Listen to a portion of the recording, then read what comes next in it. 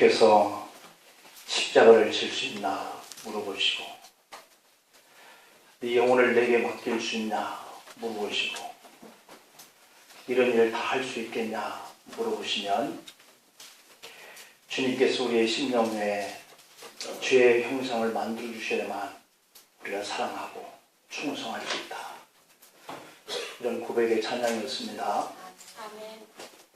우리의 심령 속에 주님의 형상이 만들어지도록 우리가 기도하십시다.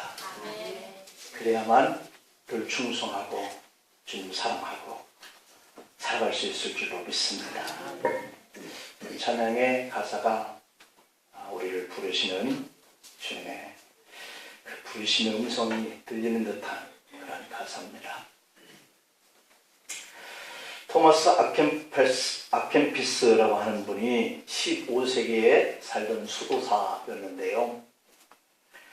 그는 뛰어난 설교자였지만 늘 침묵을 벗삼으면서 내성적인 자신의 성품과 또 그러한 성품으로 인해서 일과 기도에만 충실했던 그러한 삶을 살았던 분인데요.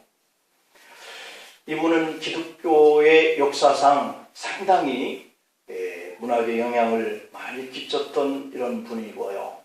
그분께서 그리스도를 본받아라고 하는 이런 책을 썼는데, 그리스도를 본받아라고 하는 그 책 내용 속에 이런 글이 있습니다.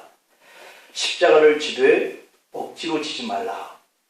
이왕 십자가를 지리면 기꺼이 져라. 그러면 너희가 십자가가 너희를 짊어져 줄 것이다. 이런 얘기를 했어요. 우리가 십자가를 지려면 우리가 너무 힘들어하고 버거워하고 그럽니다. 그러나 그렇게 하려고 하면 그 십자가가 너희의 짐을 져줄 것이다. 이런 이야기를 했어요. 그는 그리스도인의 삶은 십자가를 지는 것이어야 한다 하는 이야기를 하고자 하는 것이죠. 그 이유는 그리스도인은 이 십자가에서 도망칠 수 없기 때문이다 라고 하는 겁니다. 우리가 십자가라고 하는 것을 광범위하게 생각할 때는 한마디로 고난의 길이죠. 그런데 여기 계신 저를 비롯해서 모든 분들은 이 고난이라고 하는 것을 짊어지고 싶고 그것을 기쁘게 달개지려고 하는 마음을 갖기가 상당히 어렵다라고 하는 현실이 있어요. 그래서 어떻게 하든지 우리가 주님을 통해서든지 우리가 기도를 통해서든지 이 고난의 길에서 좀 제외되고 싶어하는, 피하고 싶어하는 그런 마음들이 있는데, 그리스도인이라고 한다면 십자가를 져야 한다라고 하는 이 말이 상당히 우리에게 어렵게 다가오는 것이죠. 십자가를 피한다라고 한다면 이미 그는 그리스도를 따르는 사람이 아니다라고 하는 이런 결론을 이 토마스 아킨피스라고 하는 분이 저서에서 말하고 있는 거죠. 우리가 그리스도인이 되었다라고 하는 것은 십자가의 삶을 사는 사람이 되었다라고 하는 뜻이에요. 십자가를 지는 것이 결코 기쁜 일일 수는 없으되 반드시 그 십자가를 져야 하는 그리스도인이고, 또 그 십자가 끝에는 그러므로 영광이라고 하는 것이 기다리고 있다라고 하는 거예요. 십자가는 오늘 우리에게 구원과 그 은총, 그리고 하나님의 그 사랑의 상징인 것이죠. 예수 그리스도의 그 십자가는 우리에게 구원을 주는 길이고, 그 십자가 아래 거할 때에 하나님의 은총을 경험할 수 있다라고 하는 겁니다. 그런데 우리가 잘 아는 것처럼 십자가라고 하는 것은 원래 죄수들을 처형하는 로마 처형 방법 중에 한 가지였단 말이에요. 로마 제국은 자신들이 지배하는 그 식민지 아래 사는 사람들이 뭔가 반란을 일으킬 때나, 또는 그들이 뭔가 악한 이런 일들을 이렇게 만드는 죄인이 되었을 때 가장 잔혹하게 처형할 수 있는 방법 중에 하나가 바로 이 십자가 형틀에 그 사람을 매달아 죽이는 방법, 그래서 이 십자가의 처형은 가장 잔혹한 그리고 상죄인인 노예들을 죽이는 방법에 속했던 건데, 예수님이 죽으실 때 바로 그 십자가라고 하는 저주의 형틀에 죽이는 이러한 법 적용을 가했다는 거죠. 그러기에 십자가의 처형 방법은 다른 어떤 형틀에서 죽는 것보다 가장 가혹하고 치욕스럽고 고통스러운 그런 죽음의 처형이었어요. 그런데 오늘 본문 속에 예수님은 누구든지 예수님을 따라오려거든 나를 부인해야 된다는 거예요.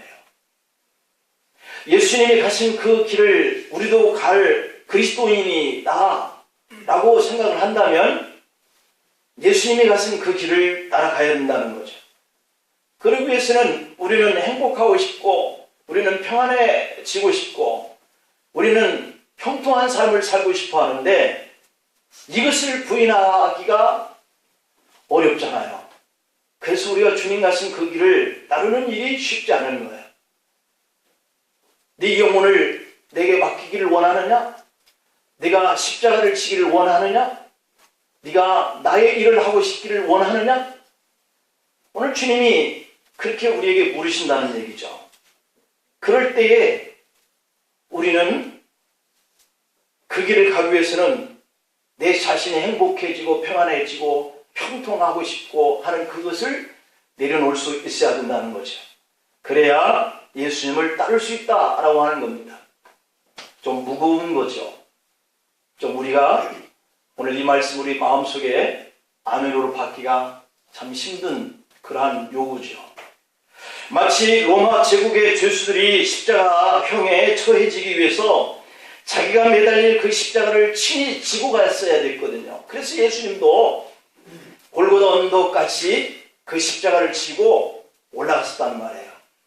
그냥 죄인이 자기가 달려서 죽어야 할 그 나무 십자가를 친히 그 현장에까지 지고 가야 하는 이런 고통이 있었던 것이죠.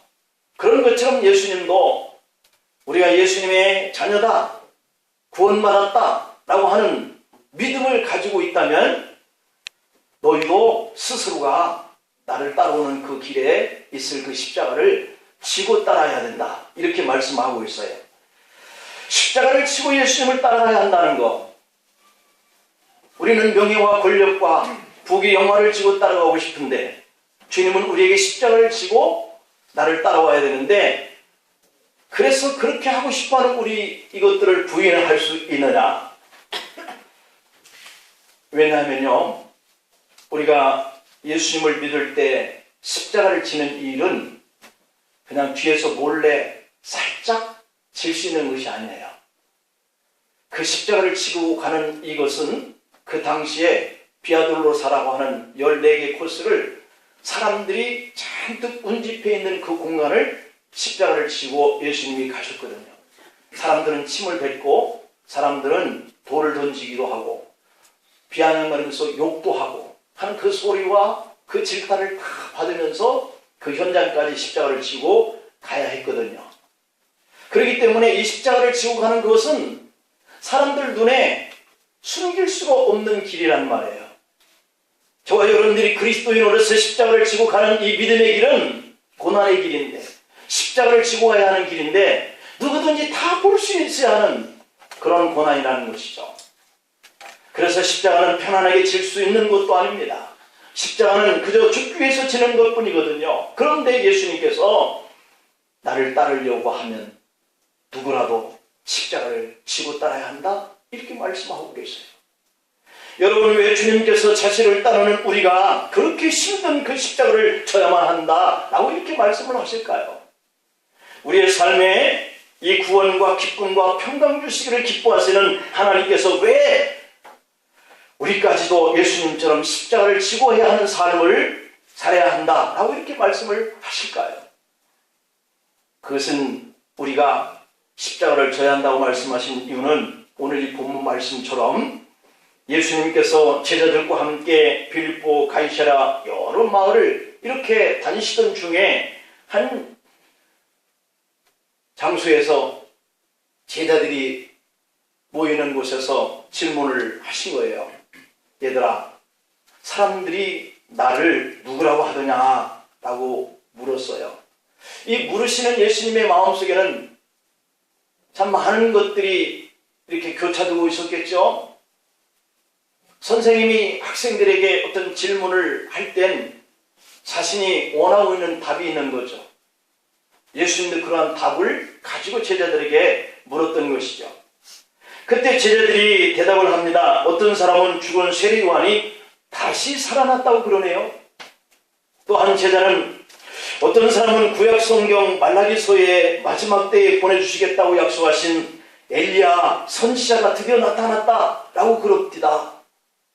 어떤 사람은 그저 선지자 중에 한 사람과 같다라고 말합니다. 여러 사람들이, 여러 제자들이 이구동성으로 말을 합니다. 그러자 더 이상 다른 답이 나오지 않는 이 제자들의 모습을 보고 주님께서 물으셔요. 이러한 말들은 다른 사람들이 하는 말을 듣고 너희들이 하는 말인데 그럼 너희가 본 나는 누구라고 생각하느냐? 라고 물으셔요.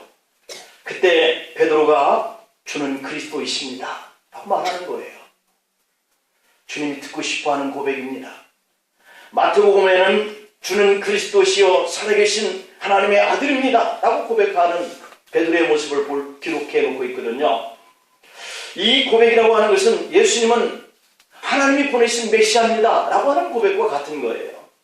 이 고백을 들으신 예수님은 드디어 메시아이신 예수님이 가셔야 할 그 십자가의 길에 대해서 분명하게 제자들에게 밝히 드러내게 하셨다라고 오늘 본문에 기록하고 있거든요. 이 고백을 들으신 예수님이 오늘 인자가 많은 고난을 받고 이 종교 지도자들을 오늘 이 31절에서 표현을 그렇게 합니다. 인자가 많은 고난을 받고 장로들과 대제사장들과 서기관들에게 버림받아 죽임을 당하고 사흘 만에 살아나야 할 것을 비로소 그들에게 가르치시되, 이 말은 주님은 그리스도십니다 라고 말하는 이 제자들이 예수님 자신이 이제는 하나님이 보내신 메시아다 라고 하는 것을 깨닫게 이르렀구나 라고 하는 것을 보시고 자신이 누구고 왜 여기에 왔어야 됐고 또 어떻게 가셔야만 하는 이런 비밀을 드러내놓고 말씀을 하셨다라고 하는 것이 오늘 이 31절 말씀이에요. 자, 이제 32절에 보면은 드러내놓고 이 말씀을 하시니 베드로가 예수를 붙들고 항변했다라고 이렇게 기록되어 있어요. 인자가 많은 고난을 받고 이렇게 죽음을 당해야 한다라고 하는 것을 드러내놓고 말을 하게 되니까 메시아이신 예수님이 많은 고난을 받고 죽임당하셔야 한다는 이 말을 들은 베드로, 그가 예수님을 책망했다 이런 얘기잖아요. 항변했다라고 하는 것은 항거했다는 얘기죠. 대항했다는 거죠. 이 말의 의미는 제자들이 기대하는 메시아는 그런 힘없는 존재가 아니어야 한다라고 하는 뜻이에요. 오늘 여기 계신 저와 여러분들에게도 제가 이렇게 말씀을 대는 이 말을 듣고 가슴에 받으면서 그런 예수를 내가 왜 믿으려고 여기 와 있나 하는 이런 생각을 가지는 것과 동일한 생각이 베드로의 생각인 거예요.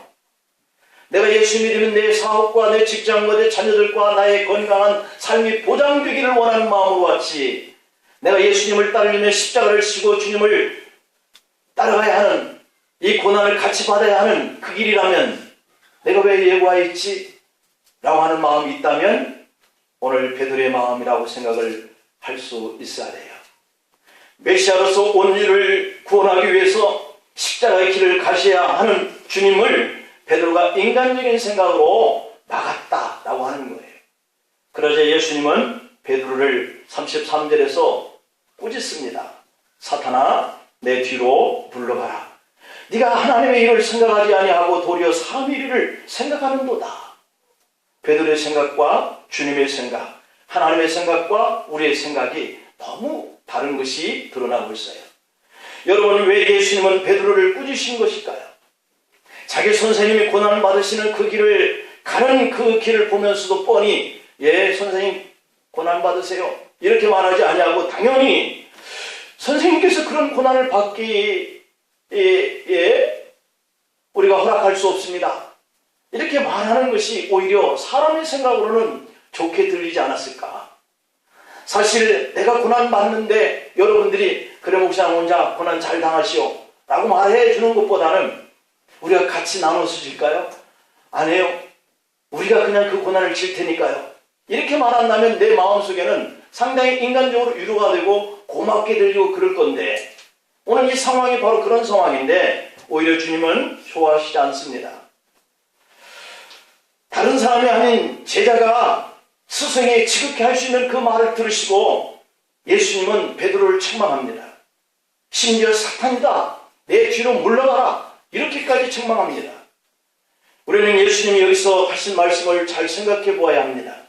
예수님이 베드로를 사단이다 이렇게 칭하면서까지 뒤로 물러가라고 호통을 치신 이 이유가 베드로의 생각이 사람의 생각이었고 인간적인 정에서 나온 말이었기 때문이에요. 지극히 인간적인 적이나 인간적인 생각이 때로는 하나님의 뜻과 하나님의 계획을 가로막는 일이 될 수 있다는 거죠. 사단아 이렇게 외치면서까지 호통을 치신 이 주님의 그 마음은 하나님의 마음이죠. 사탄이 하나님과 사람 사이에 즐겨 사용하는 방법이 뭐냐면 인간적인 생각으로 하나님의 계획을 가로막고 있기 때문이죠. 베드로에게도 인간적으로 생각하면 스승이신 예수님께서 고난을 받으시는 그 이후에 3일 만에 죽으신다라고 하는 이것은 정말 불합리한 일일 것처럼 생각이 들죠. 3년 동안이나 예수님을 따라다니면서 관찰한 결과 예수님께서 잘못하신 일이 없었던 것을 보았거든요. 예수님이 고난을 받을 만한 이유도 없고 죽임을 당하셔야 할 만한 이유는 더더욱 없었던 것이죠. 예수님은 늘 가난한 사람들 편히 되어주셨고 병들고 아파하는 사람들을 고쳐주셨던 분, 예수님은 하나님 나라의 복음을 전하시면서 많은 백성들에게 소망과 희망을 주셨던 분, 그런데 그 예수님이 고난을 받으시고 사흘 만에 죽임을 당하신다라고 하는 것은 정말 상상할 수도 없는 일인 거예요. 베드로의 입장에서는 예수님께 그런 일이 절대로 일어나서는 안 된다는 생각이 드는 거죠. 그래서 베드로는 당당하게 예수님을 가로막으면서 절대 있어서는 안 된다라고 항변한 겁니다. 그런데 예수님은 베드로의 그러한 모습이 사탄의 노리는 계략이라고 본 거예요. 그렇게 지극히 인간적인 생각이 사탄이라고 생각하고 나무라시는 거죠.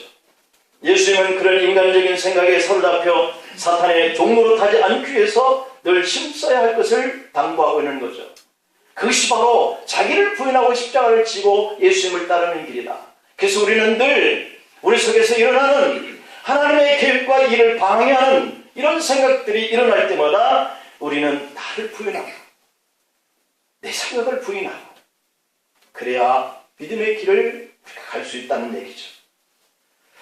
우리가 신앙생활 하면서 너무 자주 지극히 인간적인 생각에 사로잡혀서 주님의 길과 다른 쪽을 선택하고 주님이 가신 고난의 길이 식어서 편한 길, 내 뜻대로의 길을 찾았고 절대 십자가만은 줘서는 안 될 길을 찾고 나가는 우리의 모습은 아닌가. 그러면서도 우리 생각이 더 나은 것 같다 이렇게 말할는지도 모르죠. 분명 그것이 하나님의 방법이 아닌데도 불구하고 말이죠. 사순절은 신앙생활을 하면서 지극히 인간적인 생각보다는 신앙적인 생각을 더 많이 하자라고 하는 그런 절기죠. 우리의 상식에 의해서 판단하려 하기보다는 늘 하나님의 뜻이 무엇인지를 물어보려고 하는 그런 생각을 더 하자는 것이죠. 하나님의 선하시고 기뻐하시고 온전하신 뜻이 무엇인가 이걸 분별하려고 노력하는 기간, 그런 기간이죠. 그렇지 않으면 우리도 베드로와 같은 인간적인 생각 때문에 나에게 주신 그 십자가를 버리고 다른 길은 없을까? 편한 길은 없을까? 이렇게 우리가 가는 그 길에 오류에 빠질 수가 있는 것이죠. 주님을 위하는 것처럼 생각을 하지만 사실은 내 행동과 나의 생각과 계획은 하나님 뜻과 너무 멀리 가게 될 수도 있는 것이죠. 주님을 위해서 하는 말처럼 들리지만 사실은 그것이 하나님의 뜻과는 전혀 상관없는 길로 우리가 갈 수도 있는 것이죠. 그것이 바로 사탄이 즐겨 사용하여서 우리에게 접근하는 방법입니다. 예수님이 공생애를 시작하기 전에 40일을 금식을 기도하셨어요. 마태복음 4장 1절 이하에 보면 40일 금식을 마치실 때 마귀가 예수님을 찾아와서 시험했다 그랬어요. 첫 번째 시험은 네가 하나님의 아들이거든 돌들로 떡덩이를 만들어라. 당시에 많은 사람들이 먹는 일 문제 때문에 힘들어하던 그런 때였습니다. 많은 사람들이 먹을 것을 제대로 먹지 못했던 바로 그때에 돌들로 떡덩이를 만들어서 그 사람들에게 준다면 예수님은 금방 사람들로부터 영웅적인 대접을 받을 수 있는 바로 그러한 시험을 가지고 접근한 거죠. 실제로 요한복음 6장에서 떡 5개와 물고기 2마리로 5,000명을 먹이신 이후에 그 기적을 체험했던 많은 사람들은 예수님을 우리의 왕이 되어 달라, 우리의 임금이 되어 달라 이렇게 쫓아다녔다라고 기록되어 있거든요. 먹을 것을 해결해 줄 수 있는 예수님 같은 분이 자기들이 왕이 되었으면 좋다라고 생각하던 바로 그런 때에 마귀에게 그런 시험을 받았으니 사람의 생각으로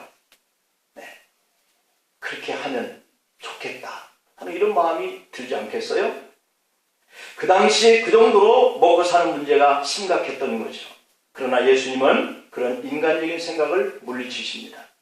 그랬더니 두 번째 시험이 오는데 성전 꼭대기에서 뛰어내리라 라고 하는 거예요. 예수님이 하나님의 아들이시라면 성경에 기록된 것처럼 하나님께서 천사들을 보내줄 것이다. 예수님의 발이 성전 꼭대기에서 땅바닥에 발이 부딪히지 않도록 그 천사들이 와서 지켜줄 것이다 라고 하는 시험이에요. 만약에 예수님이 사탄의 말대로 성전 꼭대기에서 뛰어내리시고 천사들이 예수님을 안전하게 보호해서 발가락 하나 손상되지 않도록 받아서 땅에 세워졌다라고 한다면 사람들은 예수님을 금방 하나님의 아들이다 인정하고 따랐을 거예요. 그리고 예수님의 인기는 하늘을 찌를 듯한 그러한 높아질 그러한 환경이 만들어졌을 거예요. 그런데 예수님은 그런 인간적인 생각을 다 이겨내시고 물리쳐요. 그랬더니 세 번째 시험이 오는데 이제는 이 사단에게 엎드려서 한 번만 절하면 천하 만국의 영광을 다 주겠다는 거예요. 한 번만 눈 딱 감고 마귀에게 절만 하면 그 뒤로 오는 어마어마한 이 부귀영화를 받는 그런 순간입니다. 여러분, 부귀영화를 얻는 방법이 그렇게 쉽다면 우리도 하고 싶지 않겠어요? 그게 우리 생각인 거예요. 이것을 가지고 사단이 우리에게 접근하는 거예요. 10억을 준다면 그 사람의 죄를 내가 안고 감옥이라도 가는 것쯤은 괜찮다고 생각하는 것이 오늘날 우리 사람들의 생각일진데 마귀에게 절 한번 하고 나면 그까짓 것 엄청난 부귀영화를 누리는 내 미래의 삶이 펼쳐지는데 그렇게 쉬운 방법을 택하고 싶은 마음이 우리에게 간절하지 않겠어요? 이런 것들이 바로 인간적인 생각들이에요. 믿음을 가지고 하나님을 믿는 우리들이 그리스도의 십자가를 지고 주님을 따라가야 하는 우리들이 세상에서 인간적인 이러한 쉽고 형통한 삶이 보장되고 내 미래가 보장되어지는 이런 갖은 여러 가지의 인간적인 방법과 계획과 생각들이 늘 우리에게 시험거리로 다가오는 시대에 우리가 살아가고 있어요. 그런데 예수님은 그 인간적인 방법을 다 물리쳤다. 여러분, 고난이나 힘든 과정 없이 쉽게 얻을 수 있는 방법이 있는데 바로 고생길을 가려고 하느냐 하는 이런 생각으로 접근하는 방법이 바로 마귀적인 사단적인 그런 귀신적인 그런 방법인 거예요. 유혹인 거예요. 고난의 길을 가지 않고 쉽게 영광을 얻는 방법을 택하라고 하는 것은 세상적인 겁니다. 인간적인 거예요. 그런데 거기에 속고 나면 반드시 후유증이 와요. 그것이 마귀가 가지고 있는 결론이에요. 고난을 통해서 영광을 얻는 것보다 훨씬 빠른 것처럼 보여서 쉽게 선택하지만 그러나 그 인간적인 길을 선택하다가 너무도 많은 사람들이 그 앞에서 넘어졌다는 사실이 오늘날 우리에게 보여주고 있어요. 그래서 예수님은 사단의 방법을 단호하게 물러가라고 외칩니다. 분명한 것은 이렇게 하신 예수님은 오늘 우리에게도 예수님을 따르는 사람들은 부귀영화를 얻는 인간적인 생각들, 사단은 유혹으로 덫이 놓여진 세상의 방법을 따라가는 사람들이 가는 그 길을 과감하게 물리치라고 말씀하고 계세요. 이 말씀에 영생을 내는 기대감이 무너져서 돈 많은 청년이 그러면 내가 주님을 따를 수 없지 하고 근심하면서 돌아갔다고 그러잖아요, 성경에. 돈 많은 청년, 부자 청년이 어떻게 하면 영생을 얻을 수 있어요? 주님께 왔는데 이렇게 하고 너는 나를 따르라 그랬더니 근심하고 돌아갔다. 성경에 기록되어 있잖아요. 쉽지 않는 길이에요. 고난을 지고하는 그 길이. 오늘 이 자리에도 그 기대감을 가진 분들이 있다면 조금은 실망하실 것 같아서 미안하기도 합니다. 하지만 다시 말씀드리지만 우리가 가야 할 그 길은 주님이 가신 그 십자가의 길이에요.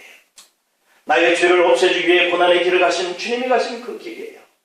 바로 이 길이 하나님의 생각하시는 길이요, 이 길이 영광의 길이요, 이 길이 최후의 우리에게 상급과 멸류관을 얻는 길이다. 이 길을 가기 위해서는 우리가 먼저 해야 할 것이 있는데 그것이 바로 인간적인 생각, 자기를 부인하는 거예요. 자기를 부인한다 하는 이 말은 사단이 예수님께 공격할 때 조건을 대서 어떤 사람이 갖고 싶어하는 욕망을 거부하는 길이에요. 세상적인 가치만 생각하는 그런 것을 거부하는 것을 말합니다. 갈라디아서 5장 24절에 보면 그리스도 예수의 사람들은 육체와 함께 그 정욕과 탐심을 십자가에 못 박으라 말씀합니다. 세상의 사람들처럼 적당하게 세상과 타협하면서도 좀 더 빨리 출세하고 싶은 욕심을 십자가에 못 박으라 그럽니다. 세상에서 인기를 얻고 세상에서 부귀 영화를 누리는 삶을 즐기고 싶은 그런 욕망을 십자가에 못 박으라 그럽니다. 그리스도인들은 자기의 십자가의 몫을 지고 주님을 따라갈 사람들이다. 주님의 뒤를 따라가야 할 믿음의 사람들이 바로 그런 사람들이라 그럽니다.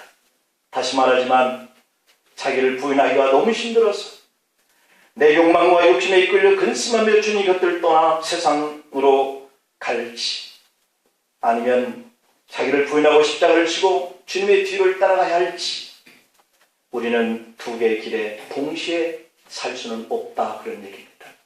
우리에게는 십자가의 길과 세상에서 인간적인 생각을 따라 사는 길을 가는 것을 동시에 선택할 수는 없다는 것이죠. 하나님은 우리 각 사람에게 우리가 마땅히 줘야 할 가장 적절한 그 십자가를 맡겨주셨다고 그럽니다. 그래서 제가 지고 가는 십자가, 여러분들이 지고 가는 십자가, 주님이 지고 가신 그 십자가는 다 달라요. 어떤 사람에게는 좀 더 무거운 십자가를 지게 하셨고 어떤 사람들에게는 좀 더 초라한 십자가를 지게 하셨어요. 토마스 아켄피스가 말한 것처럼 우리 어깨에 십자가가 지워져 있다면 그것은 내가 그리스도인이 되었다는 증거다 라고 말씀합니다.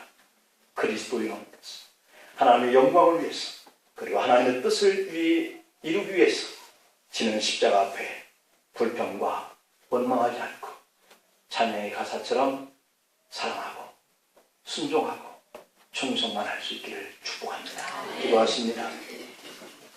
아버지 하나님, 좀 더 가벼운 십자가가 없을까? 주님을 따르면서도 좀 더 형통한 길은 없을까? 생각하는 마음이 저희들의 마음입니다. 이미 그렇게 할 수 없는 것을 잘 알면서도 주님 앞에 나올 때마다 매번씩 어떻게 하면 편하고 쉽고 그렇게 살아갈 수 있는 길은 없을까를 찾는 우리의 욕구. 이제는 주님께서 가신 그 십자가의 길을 나도 따라갈 수 있도록, 나의 십자가를 지고 갈 수 있도록 우리에게 더 큰 소망을 주시고 세상의 인간적인 욕망과 인간적인 생각과 인간적인 정에서 나오는 모든 것들을 좀 더 십자가에 못 박아버릴 수 있는 저희들 되기를 원합니다. 그 이후에 우리의 삶은 있을 것과 필요한 것들은 주님이 다 하신다고 하셨고 먹을 것과 마실 것과 입을 것들은 주님이 책임진다고 하셨사오매 주님을 위해서 고난의 길을 가고 십자가를 지고 가는 성도들의 삶의 자리를 책임져 주옵소서.